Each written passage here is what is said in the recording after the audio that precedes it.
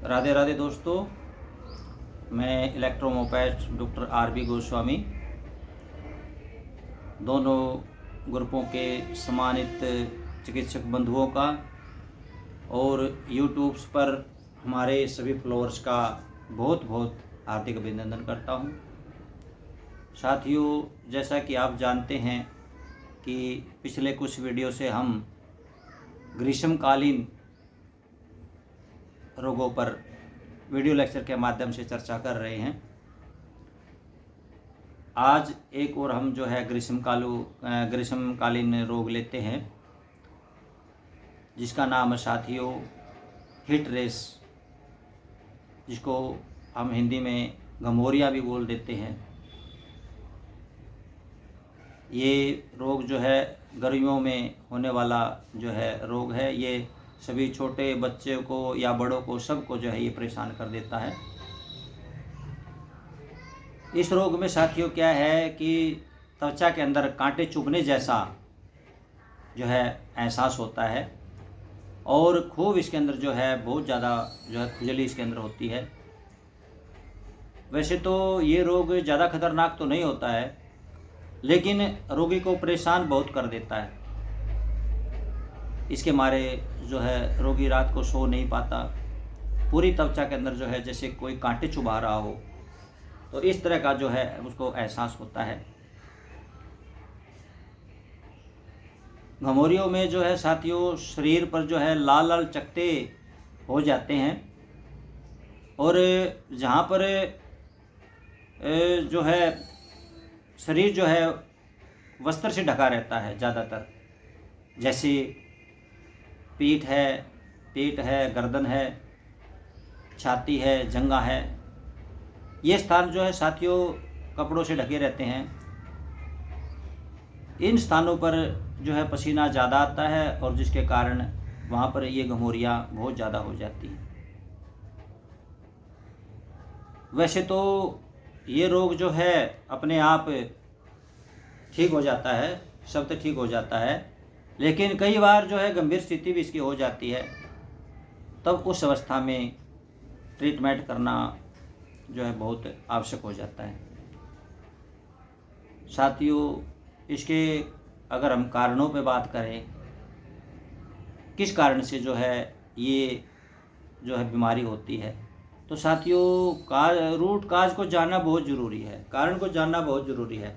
जब तक हमें कारण का पता नहीं होगा तो हम रोग का इलाज नहीं कर सकते, चाहे कोई भी रोग क्यों ना हो। तो ये क्यों होता है साथियों? हमारी त्वचा के अंदर जो है नीचे की जो परतें होती हैं उसमें जो है स्वीट ग्लैंड्स होती हैं, जिसको हम पसीने की ग्रंथियां बोलते हैं। तो क्या होता है कि साथियों कई बार उनमें जो है अवरुद्धता आ जाती है, रुकावट आ जाती है, तो जिससे पसीना जो है वो बाहर नहीं निकल पाता और वो अंदर ही रुक जाता है। पसीना रुकने के कारण जो है जो गर्मी रुक जाती है पसीने के माध्यम से, तो स्किन के ऊपर जो है लाल लाल दाने होने लगते हैं, स्किन पर जो है सूजन आने लगती है। तो नवजात शिशु में जैसे छोटे बच्चे हैं उनमें जो स्वीट ग्लैंड वो पूरी तरह से विकसित नहीं हो पाती। उस अवस्था में भी जो है उनका पसीना बाहर नहीं निकल पाता और जो है उनके अंदर भी जो है ये इस तरह की रेसिस बन जाती हैं, सूजन बन जाती है त्वचा पे। इसके अतिरिक्त जो लोग ज़्यादा परिश्रम करते हैं, व्यायाम वगैरह एक्सरसाइज वगैरह ज़्यादा करते हैं, जिनको पसीना ज़्यादा मात्रा में निकलता है, उन लोगों को भी ये रोग हो जाता है। और कुछ ऐसे वस्त्र होते हैं जो पसीने को भाप बनने से रोकते हैं। अगर शरीर से पसीना निकल जाए बाहर, भाप के रूप में बन करके वो उड़ जाए, तो शरीर की गर्मी जो है शरीर से जो है त्वचा की गर्मी ग्लैंड्स के माध्यम से बाहर निकलती रहती है। लेकिन जब किसी प्रकार का इसमें रुकावट आ जाती है, अवरोध हो जाता है, तब जब है ये प्रॉब्लम क्रिएट हो जाती है, फुंसियाँ बनती है वहाँ पर और सूजन आ जाती है वहाँ पर। तो ये जो है कारण हैं घमौरिया होने के। इसको हिंदी में जो है इसको हम प्रिकली हिट भी बोल देते हैं और हिट रेसिस भी कहते हैं, घुमोरिया भी कहते हैं। तो कई नामों से जो है इसको जाना जाता है। तो लक्षणों में आप सब जानते हैं कि त्वचा पर जो है लाल लाल दाने हो जाते हैं, लाल लाल दाने रेड कलर के जो है वो दाने बनते हैं, और त्वचा में जो है खुजली बहुत ज़्यादा हुआ करती है। तो रोगी से बड़ा परेशान रहता है। ज़्यादातर जो है चेहरे पर, गर्दन पर, पीठ पर जो है ये रेसिस ज़्यादा होती हैं, ज़्यादा इन भागों में होती है। और जहाँ पर अधिक पसीना निकले शरीर में कहीं भी हो तो वहाँ पर भी ये घुमोरिया जो है देखने को मिलती हैं। तो इस प्रकार से जो है इस रोग के लक्षण वो पहचान करके, देख करके रोगी को आसानी से जो है इसको इजीली पहचाना जा सकता है कि ये हिट रेसिस का जो है रोगी है। सबसे ज़्यादा प्रॉब्लम साथियों जो है गर्मी में इसकी होती है, और जब ज़्यादा ह्यूमिडिटी मौसम के अंदर जो है नमी ज़्यादा बढ़ जाती है तो उस टाइम तो बहुत मात्रा में जो है इसके रोगी आते हैं। तो इसलिए हमने ये ग्रीष्मकालीन रोग है, इसलिए इस पर हमने चर्चा करना उचित समझा, क्योंकि अब आगे जैसे जैसे वर्षा आएगी, वर्षा के बाद में ह्यूमिडिटी बहुत ज़्यादा बढ़ जाती है, तो उसमें ऐसे रोगी, फोड़े फुंसी या स्किन रेसिस वाले जो रोगी हैं वो मिलते हैं।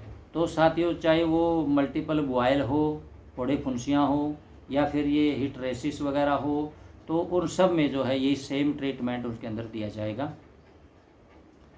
तो साथियों ये लक्षण थे इसके। तो इलेक्ट्रोहोम्योपैथी में हम इसमें क्या ट्रीटमेंट दे सकते हैं, इलेक्ट्रोहोम्योपैथी के ट्रीटमेंट पर जो है चर्चा करते हैं। तो साथियों देखिए, सबसे पहले तो जो है पसीना जो रुका हुआ है उसको हमने यहाँ से उसको निकालना है। तो यहाँ पर हम बीपी और बीसी का प्रयोग करते हैं, और जो अंदर गर्मी रुक गई है उसको हम यूरिन के माध्यम से बाहर निकालेंगे, ताकि उसे जो है स्किन में जो है आराम उसको पेशेंट को मिल सके।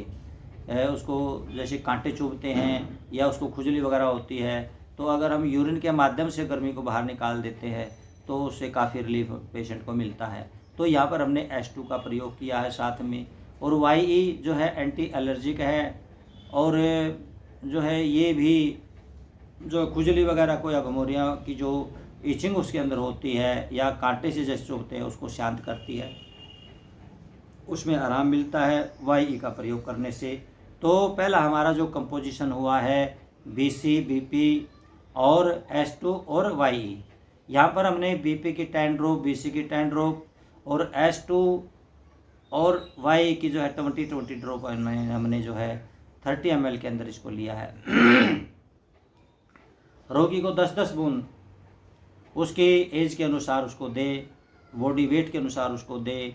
छोटा बच्चा है तो 2-2 ड्रॉप दी जा सकती है, यदि मीडियम बच्चा तो 5-5 ड्रॉप दी जा सकती है, यदि अडल्ट है, युवा है, तो उसको 10 से 15 बूंद आप दे सकते हैं। तो दूसरा हमारा कंपोजिशन है साथियों, इसके अंदर जो है H3C3 वर्मीफुगो और ग्रीन इलेक्ट्रिसिटी। साथियों क्योंकि देखिए जो स्किन है, ग्लैंड हैं, वो हमारी त्वचा के अंत्य भाग में होती हैं, और वहाँ पर अंत्य भाग में जो है H3 का और C3 का ही बहुत ज़्यादा प्रयोग हम वहाँ पर करते हैं, क्योंकि ये सरफेस की प्रॉब्लम नहीं है, ये जो है अंतर जो है एपिडर्मिस जो भाग है उसके अंदर से जो ये प्रॉब्लम आती है, जहाँ पर स्वेट ग्लैंड्स होती हैं, वहाँ से जो ये प्रॉब्लम जो है क्रिएट होती है। तो यहाँ पर हम H3C3 वर्मीफुगो1 और G का प्रयोग करेंगे।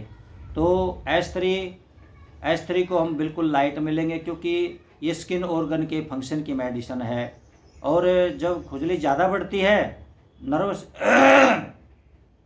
नर्व तंत्रिका जो है वो ज़्यादा उत्तेजित हो जाती है, जिससे खुजली ज़्यादा बढ़ने लगती है। तो यहाँ पर जो है हम इसको लाइट मात्रा में लेंगे, जो है 5 ड्रॉप इसके लेंगे। और दूसरी जो है स्ट्रक्चर की मेडिसिन हम यहाँ पर ले रहे हैं, वहाँ पर भी जो है इसकी 5 बूंद हम C3 की लेंगे। वर्मीफुगो एंटीबैक्टीरियल मेडिसिन है, इसलिए इसका हमने यहाँ पर प्रयोग किया है। सोजन वगैरह में भी ये जो है बहुत इफ़ेक्टिव औषधि है, तो वर्मीफुगो 1 का यहाँ पर हमने प्रयोग किया है। ग्रीन इलेक्ट्रिसिटी आप जानते हैं सब एंटीसेप्टिक है, और किसी प्रकार का अगर घमौरी में या उसमें जो है सोजन बनता है तो ये सोजन को उतारने में बहुत ही एक गुणकारी औषधि के रूप में हम इसका प्रयोग कर यहाँ पर किया है। तो साथियों S3, C3, वर्वन और G का यहाँ पर हमने प्रयोग किया। सबकी 5-5 बूंदें लेकर के जो है 30 ml में डालना है, और उसकी 10-10 बूंद साथियों एवरी 2 आवर या 1 आवर भी आप इसको दे सकते हैं, जैसे भी रोग की अवस्था होती है। तो तीसरा जो है हमारा साथियों यहाँ पर जो हमने जो है मसाज करने के लिए जो है एक लोशन हमने यहाँ पर तैयार किया है। उसमें क्या करना है कि साथियों आपने कोकोनट ऑयल लेना है और 100 ml ऑयल लेकर के उसमें से 10 ml जो है आप निकाल दीजिए, और 90 ml जो है आप ऑयल रखिए। उसके अंदर जो है 10 ग्राम आप कपूर जो है जो अपने ये जो पूजा पाठ में यूज़ करते हैं, तो वो कपूर आपने लेना है। उसको कूट करके जो है उस बोतल के अंदर डाल करके धूप में छोड़ देना है। तो साथियों वो उसके अंदर बिल्कुल मेल्ट हो जाएगा, बिल्कुल मिल जाएगा। उसके बाद साथियों मेल्ट होने के बाद में उसमें क्या करना है आपने A2, S3, C3, WR2, F2, L1 और WE का जो है D3 से प्रत्येक की जो है 30-30 बूंद नहीं 15-15 बूंद जो है लेना है। अगर 200 ml ले रहे हैं तो वहाँ पर आप 30 ले सकते हैं। तो यहाँ पर आपने जो है 15 बूंदें इसके अंदर जो है लेनी है। तो 15 बूंद इसके अंदर मिलाकर के अच्छी तरह से और पूरी बॉडी के ऊपर जो है इसका मसाज कराएं हल्के हाथों से, और 1 घंटे तक जो है इसको रोगी को जो का तो रहने दें। उसके बाद में जो है साथियों S3, S5, C5, A2, WR2, BE इसका D3 से लेना 12-12 ड्रॉप, और इसको 30 ml में डाल देना है, और उसमें से 3 ml मेडिसिन जो है 20 लीटर हल्का गुनगुना पानी लेकर के, आजकल तो देखो गर्मी में वैसे ही पानी टंकी में गर्म रहता है तो उसको गर्म करने की आवश्यकता नहीं होती है, उसी के अंदर जो है 1 बाल्टी के अंदर वो डाल ले और उसी से जो है रोगी को स्नान करवाएं। तो इस तरह से साथियों अगर हम ट्रीटमेंट करते हैं, और खान पान का विशेष ध्यान रखना है। जो कटु तीक्ष्ण जो है दाह कारक जो भोजन हैं, भोज्य पदार्थ है, उन पदार्थों का ज़्यादा सेवन ना करें।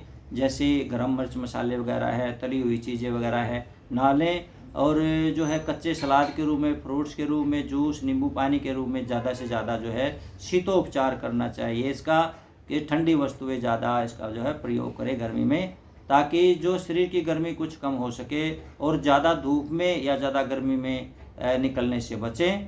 तो ऐसे थोड़े से प्रिकॉशन लेकर के रोगी जो है इनसे बच भी सकता है, और यदि किसी कारणवश जो इनसे नहीं बचा जाता तो हमने ये मेडिसिन जो ट्रीटमेंट बताया है, तो ये ट्रीटमेंट हम उस रोगी को दे सकते हैं, और उसको जो है आराम 100% जो उसको आराम मिलेगा। तो साथियों आज का हमारा जो वीडियो लेक्चर था वो जो है प्रिकली हिट या हिट रेसिस के विषय पर था। तो उम्मीद करता हूं कि आज का हमारा ये आपको वीडियो लेक्चर में जो है समझ में आया होगा, और आप इसका अब ग्रीष्म ऋतु आ चुकी है तो इसमें आप इसका अपने रोगियों को देकर के लाभ उठा पाएंगे, ऐसी मैं उम्मीद करता हूं। और साथियों जो हमारे साथी नए हैं इस फील्ड में अभी अभी आए हैं, तो कई साथी हमें पूछते हैं कि हम कैसे करें, क्या करें, और किस तरह से जो है वो वीडियो लेक्चर जो है वेरियस डिजीज़ पर सुनते तो हैं, उसके बाद कहते हैं कि सर हम कैसे ट्रीटमेंट करें, हमारे पास औषधियाँ नहीं हैं और हमारे पास ना ही कोई ट्रीटमेंट प्रोटोकॉल जो है कोई हमें गाइड करने वाला है। तो उन साथियों से जो है मेरी सलाह है कि वो एक हमने जो है अपनी इसी विषय पर जो है हमने एक बुक की रचना की है, और वो बुक हमारे साथियों में काफ़ी पसंद की जा रही है और काफ़ी उनके लिए उपयोगी सिद्ध हो रही है। तो उन नए साथियों से मेरी यही जो है सलाह है कि वो उस बुक को ज़रूर ख़रीदे और उसको पढ़े। उसमें दिए हुए जो ट्रीटमेंट हैं, उसमें अगर आप ट्रीटमेंट करते हो अपने रोगियों का, तो आपको उसमें जो है 100% जो है सफलता प्राप्त उसमें होगी। और आपको जो है आपका ज्ञान, आपका नॉलेज और आपके प्रैक्टिस करने में बहुत ही वो लाभकारी बुक जो है वो सिद्ध होगी। और इसके साथ साथ कुछ साथी पूछते हैं कि सर हमें मेडिसिन जो है मिलने में बड़ी दिक्कत आ रही है, बड़ी असुविधा हो रही है, तो कहाँ से? तो उन साथियों के लिए भी मेरा यही है कि देखिए, हमने भी अपना एक छोटा सा प्लांट लगाया है और हमने केवल जो है उसको मार्केट में बेचने के लिए नहीं लिया है। हमने केवल जो है इलेक्ट्रोहोम्योपैथी के जो डॉक्टर साथी हैं उनके लिए ही हम जो है वो औषधियाँ प्रोवाइड करवा रहे हैं, किसी फार्मासिस्ट को नहीं। क्योंकि साथियों, हम जानते हैं कि ज़्यादातर हमारे जो चिकित्सक बंधु हैं वो इसी समस्या को फेस करते हैं कि उनको शुद्ध जो है विशुद्ध औषधियाँ जो उनको प्राप्त नहीं होती, अच्छी क्वालिटी की औषधियाँ उनको नहीं मिलती है, और जिसके कारण वो अच्छे से अच्छा मेडिसिन सिलेक्शन भी कर लेते हैं वो, लेकिन उसके बावजूद भी उनको जो है सफलता मिलनी चाहिए वो नहीं मिलती। क्योंकि वो जो है औषधियों की क्वालिटी के ऊपर डिपेंड होता है कि औषधियाँ किस क्वालिटी की बनी हुई हैं। अगर औषधियाँ अच्छी क्वालिटी की बनी हुई है तो ट्रीटमेंट में अगर एक आध मेडिसिन अगर रह भी जाती है तो उसे कोई जो है ज़्यादा असर जो है डिफरेंस उसके अंदर नहीं आता है और रोगी को 100% उसमें परिणाम मिलते हैं। लेकिन आप कितना अच्छा ट्रीटमेंट प्रोटोकॉल क्यों ना कर लें, यदि आपकी क्वालिटी, मेडिसिन की क्वालिटी अच्छी नहीं है तो आप कुछ भी नहीं कर पाएंगे।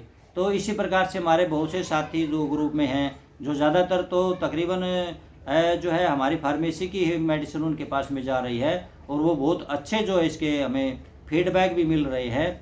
तो मेरा उन जो नए साथी हैं उनसे मेरा मेरी सलाह है, उनको भी मेरा सजेशन है कि वो जो है उनके पास में एक अच्छी क्वालिटी की किट होनी चाहिए।